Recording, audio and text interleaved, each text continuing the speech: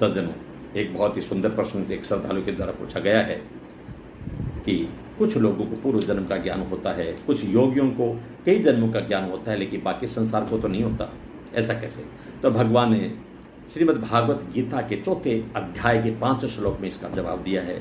अर्जुन को समझा रहे हैं कि हे अर्जुन, कुछ युजान योगी साधु जो हैं वो अपने सिद्धि की इतनी पराकाष्ठा तक पहुंच जाते हैं, इतनी साधना की सिद्धि कर लेते हैं कि जिधर वृत्ति ले जाते हैं वहाँ का उनको ज्ञान हो जाता है, पूर्व कई जन्मों तक ज्ञान हो जाता है, लेकिन संपूर्ण जन्मों का नहीं होता। संपूर्ण जन्मों का सिर्फ युक्त योगी जो भगवान कृष्ण हैं उन्हीं को होता है, क्योंकि वो युक्त योगी हैं, इसलिए उनमें काल का भी प्रभाव नहीं पड़ता और पूरी सृष्टि ही उनमें समाहित है। तो हर जीव जंतु के जन्मों का, खुद के जन्मों का उनको ज्ञान रहता है।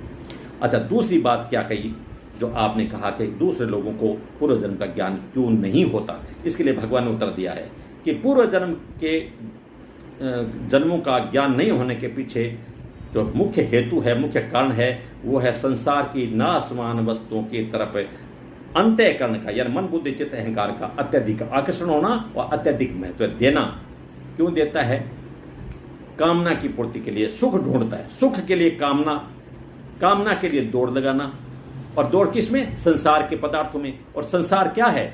सदैव परिवर्तनशील संसार है, असत संसार है, क्रिया पदार्थ में परिवर्तन हो रहा है, स्थायी है ही नहीं, तो वो अभाव रूप ही है, उसमें कमी रहना स्वाभाविक है। और उसी अभाव रूप संसार के साथ में जीव का तादात्म्य होने के कारण से खुद में अभाव दिखता है।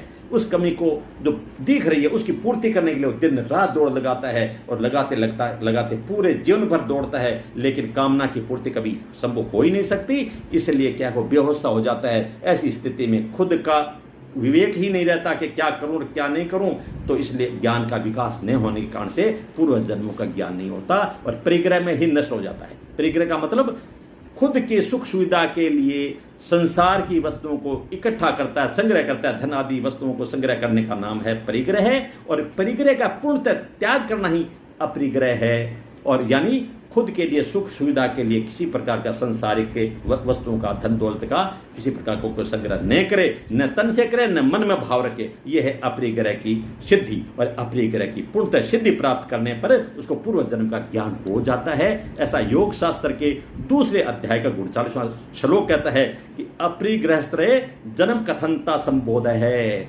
इसलिए इसमें कहा है कि अपरिग्रह की पूर्ण सिद्धि प्राप्त करने पर योगी को पूर्व जन्म का भी ज्ञान होता है और आगे का भी होता है। अगर आज भी कोई आदमी परिग्रह के लिए दौड़ रहा है और अगर अपरिग्रह अपना ले तो उसको भी ज्ञान हो जाए, ऐसे योग शास्त्र कहता है कि उसको भी पूरा ज्ञान हो सकता है पीछे का अपरिग्रह की